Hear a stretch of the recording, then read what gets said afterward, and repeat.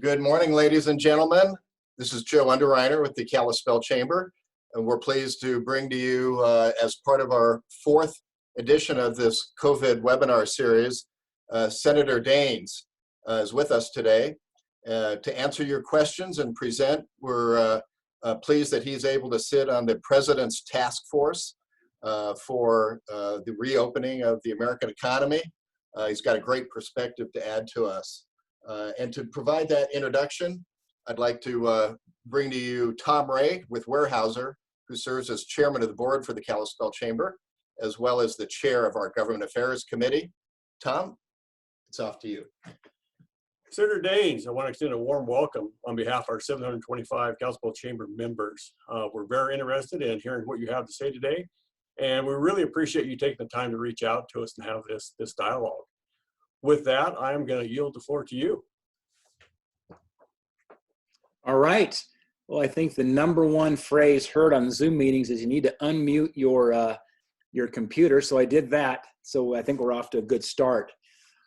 Thank you for joining today. I'm calling in and videoing in from my home. Many of you know the Gallatin Valley has been home for our family since 1964. And Cindy and I are here at home. It's kind of a strange environment, I know, for so many of us, where I wake up in the morning, and usually I'm waking up on a work week like this. I'm back in Washington, D.C., but I get to wake up on mornings like today. It's a beautiful view. I'm looking up the Bridger Mountains. There's a couple hundred elk that were out in a pasture about 500 yards away yesterday. And so it's the bright side of this. I wake up every day with my sweet wife, Cindy, our 3 dogs, and our 6 chickens. We're empty nesters now, but there's something about being home that's been very important, because we're spending most of my days. I started this morning at 6 a.m. with my first Zoom call, and literally will go all day into the evening with conference calls, Zoom calls, Skype, GoToMeetings. We're available on any platform that somebody chooses, staying in touch with what's going on in Montana. Periodically, I've got calls directly back to the White House. I was on a conference call Sunday with President Trump, with Secretary Mnuchin, Chief of Staff Mark Meadows. Mark is the President's Chief of Staff. Mark and I were elected together to the House back in 2012. He's from North Carolina. I know Mark really well. He was one of those guys, you kind of have your freshman class when you start off, and you tend to be closer. So it's nice to have a friend, somebody I know very well, literally in the White House now, that has the ear of the president. Literally here, just before I got on this call, it's 11:05 now. At about 10:55, I was texting back and forth with Steve Mnuchin, as well as with Mark Meadows. Steve already replied back. We're working on trying to get a provision put in place on the Paycheck Protection Program that really addresses an important part of our outdoor economy in Montana, which is our outfitters and our guides. They have a very seasonal kind of business that have just been decimated. You think about states like Alaska, who similarly have a intense summer season. Now in Montana, we have a robust winter season. Of course, you have that up in Kalispell with skiing. We have the same thing down here in the Gallatin Valley with the skiing and snowmobiling kind of economy.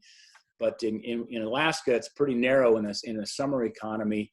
And when you lose that very short Alaska summer, and I think our Montana summers are pretty short as well, when our outfitters and guys lose that, it's just devastating to their businesses. Many of them are just small businesses. And I'm working right now with Mnuchin, with Meadows, and Senate leadership to get a provision in that would provide some more flexibility for the seasonal kind of workers in our outdoor economy, just kind of as a background of kind of what's the day like, what I'm doing here back in Montana.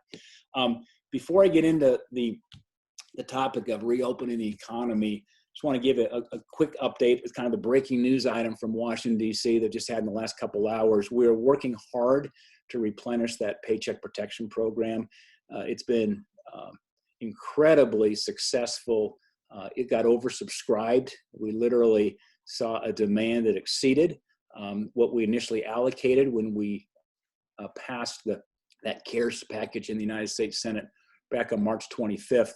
That was a 96-0 vote for a $2.2 trillion package. It's not often the U.S. Senate when you have have anywhere from Bernie Sanders to Ted Cruz voting yes on something, but the crisis on the healthcare side and the economic side brought Congress together. It moved through.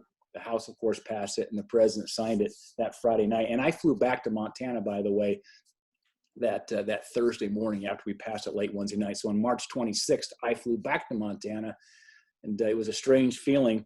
They'd already canceled a number of the Delta flights coming out of D.C., coming back out to the west.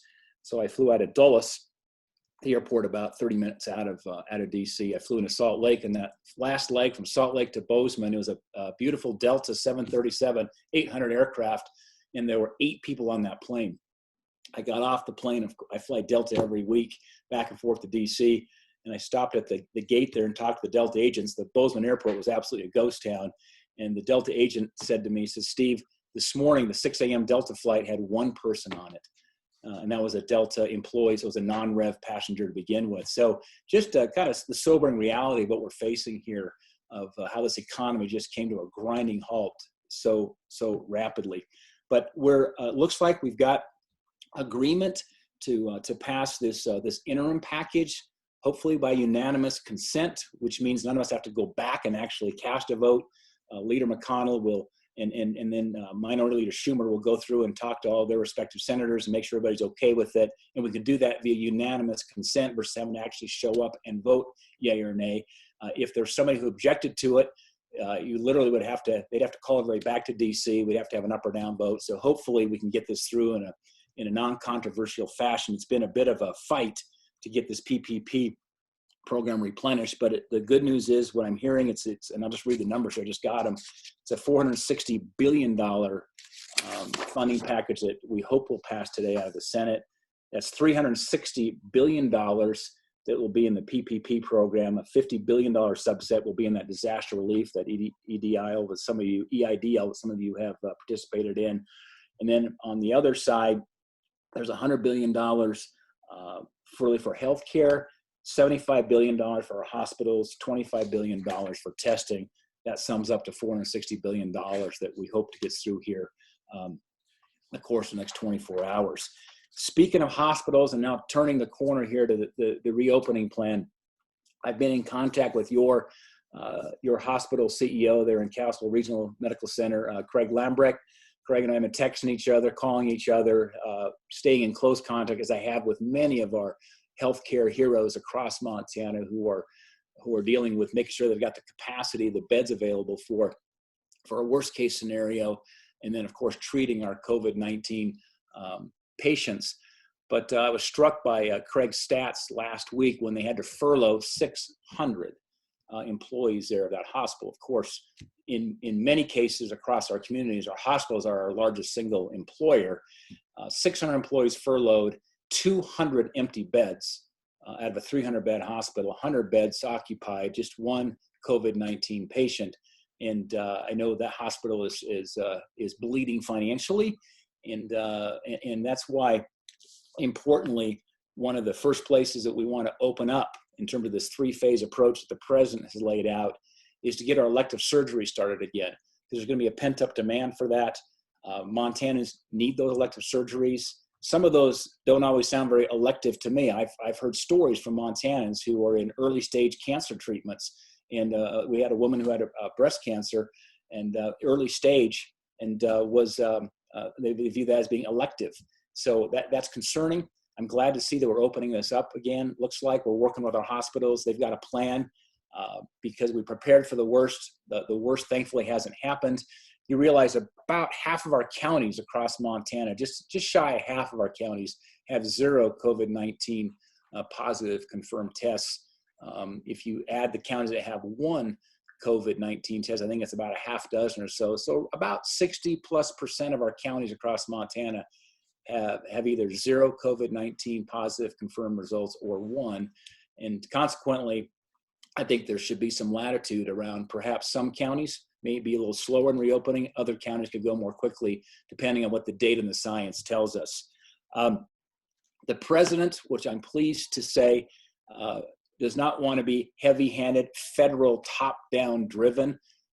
As somebody who believes in the importance of states' rights and federalism, which is the importance of the states, the voice of the states, I'd rather see more of a bottoms-up approach, to have the states have the ability to have the decision-making authority about when they want to start to reopen their respective states and their economies.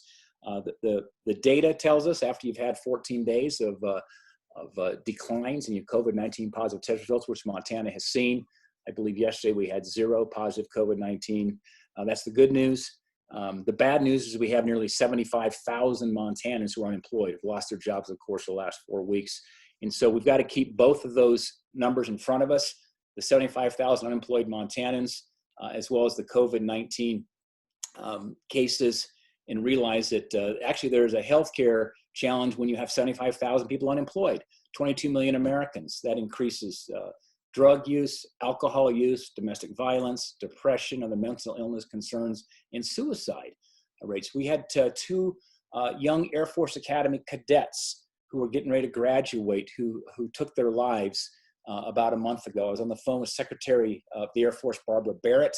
I serve on the Air Force Academy Congressional Board, so I take a keen interest in the Air Force Academy by one of my responsibilities. And we talked at length, and we can't say definitively whether or not the isolation would cause these suicides. But we do know that when people are isolated and disengaged from community who have any kind of suicidal thoughts, the risk of a suicide does go up. The point is this, is that there are also healthcare challenges we face with this economic crisis and a loss of income, loss of jobs, small business owners who are facing not just liquidity challenges, but also insolvency, perhaps challenges. And that's why I'm pleased to see us starting to move in a direction here of reopening the economy. This 3-phase approach the president's laid out starts with really starting to get our hospitals opened up.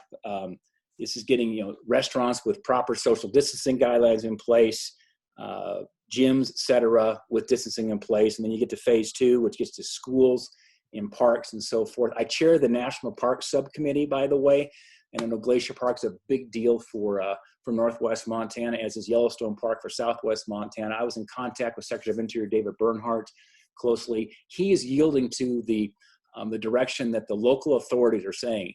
They had come to a consensus, the gateway communities, they want to shut the park down for this this March-April period, so they wouldn't risk having maybe a hotspot developing that could really create havoc as we come into the higher trafficked summer months. And so he was listening to the grassroots, and the elected officials, county commissioners, health officials said, we think it's important that we close the park here until we get out of this COVID-19 crisis. So anyway, I just want to stop there and open up for questions. One more point. Something that I've been working on personally is to ensuring that we have resources focused on vaccine, drugs, and therapeutics, as well as testing. So part of that $2.2 trillion package that we passed back in March, I secured $10 billion, that's with a B, for the Biomedical Advanced Research and Development Group of the federal government. What they do is they work with the private sector, our best scientists who are on the cutting edge driving, kind of like the cure for COVID-19. Think about what happened back with polio back in the early 50s. It wasn't until Dr. Jonas Salk announced the vaccine that people started to cheer because they knew they could get immunity without actually contracting the disease. Similarly, the dollars I put forth there should help us cut the time to market for vaccines by about 4 to 6 months. So they work in concert with the public sector scientists, the private sector companies to accelerate the development. And that doesn't mean you shortcut safety and efficacy. What it means is you work in parallel processes between the testing protocols of the FDA and the manufacturing on the private sector side. I've been in direct contact with Dr. Steve Hahn. He's President Trump's FDA administrator, as well as Scott Gottlieb, who was the prior FDA administrator, as we're working together here with kind of an all hands on deck Manhattan Project approach to getting a vaccine out, as well as other amazing drugs and therapeutics. There's a drug, they're called monoclonal antibodies. These are drugs that provide immunity without actually having a vaccine. You literally receive the antibodies, and it's amazing. It's almost like sci-fi kind of development, and they have successfully developed these drugs for SARS, for MERS, and for Ebola. And SARS and MERS are both coronaviruses, by the way, just different derivatives of a coronavirus. So they've proven they can do this in the past. I'm cautiously optimistic we're going to see some of these breakthroughs available in the market here sooner versus later, which is really important to prevent a second wave kind of pandemic, which that's what happened in 1918 with the Spanish flu. Was the second wave that was far more devastating than the first wave that killed more people than World War I killed. And that's why need to be ready on the drug and vaccine front, and then in wide-scale testing, both antigen testing and serology tests. Antigen is, are you COVID positive or not? That's the nasal swab kind of, and the Abbott test, the quick test there. The serology tests are taking a look at, do you have the antibodies in your blood? Have you contracted the disease? Maybe you're asymptomatic and now have immunity. Anyway, I'm starting to sound like an epidemiologist at the moment, so I'll get off of that high horse. But it's a really important part of restoring the confidence of the American people into Montanans here as we move out of this pandemic. So Joe and Tom, I'll turn it back to you and open up for questions. Great. Thank you, Senator. We really appreciate those remarks. The first question we had was from Denny. You've kind of partially answered it. It was, what is your outlook on the Yellowstone and Glacier National Park opening? Sounds like we're kind of still in the wait and see stages. Maybe we need to have some more local input. Yeah, I really think we want to get our local communities. And again, I'm in direct contact with David Bernhardt, the Secretary of Interior, who of course replaced Ryan Zinke. And those of you may know, Ryan Zinke and I went to Boise State together back in 1979. He was a Boise State delegate from Whitefish, and I was from Bozeman. And then when that transition with Bernhardt becoming secretary, I know him very well. He's a big fan of our state. And David's he's just a great guy. He's the right guy to be leading the Interior at this moment. And he says, I'm going to yield to what the people on the ground are saying. So I think you got to talk to your county commissioners, your health officials. If they start green lighting it, you got your gateway community saying it's time to open up again. Please let us know, because I'd love to take that message back to David Bernhardt and say, David, I can tell you the gateway communities up in the northwest part of my state are giving us a green light. The gateway communities down the southwest part, places like West Yellowstone and Gardner, Cook City, are giving us a green light. And I think David will yield to that. Great. Well, we're just setting up a business recovery team here with the county, the Kalispell Chamber, and Joe's spearheading that. So I think that'd be a great avenue for some input. Thank you. Yeah, and again, don't be bashful. You know, our primary goal here is I guess having spent 28 years in the private sector, I've always believed in the importance of customer service. And this time, my customers are you. I mean, you tell us what we can do to help you on that. And our team, we've said our team principle here is we are not here to be served. We are here to serve. And I sincerely mean that.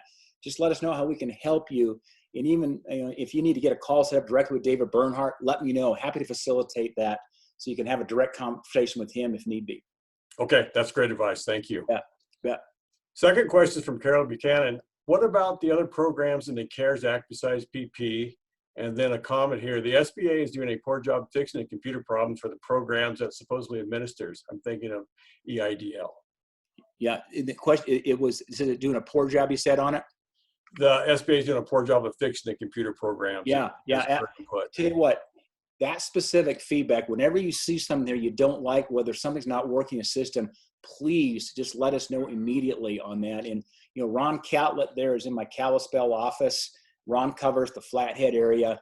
Just give it those specifics, because we take those directly to the highest levels in the SBA and right to Secretary Mnuchin to get it fixed.